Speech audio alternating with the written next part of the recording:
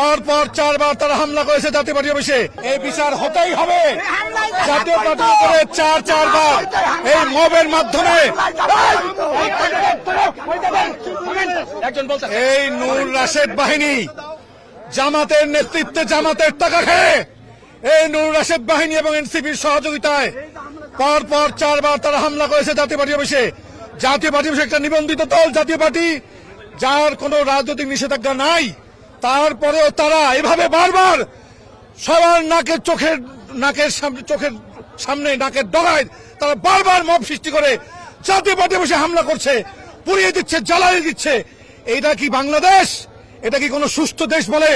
বা কোনো পাগলের দেশেও, কোনো আফ্রিকান কোনো ভূতের দেশেও এরকম কারবার নাই। আমরা অবিলম্বে প্রশাসনের দাবি করছি, যারা হামলা করেছে তারা চিহ্নিত, তাদের অবিলম্বে গ্রেফতার করে সন্ত্রাসীদের দৃষ্টান্তমূলক শাস্তি দাবি করে এবং তাদের নিষিদ্ধ চাই। এই গণ প্রতিকার পরিষদ তারা সন্ত্রাসী দল, তাদেরকে যিনি ছাত্রলীগ হিসেবে নিষিদ্ধ, তাদেরকে নিষিদ্ধ করতে হবে, এই আমাদের দাবি। ধন্যবাদ।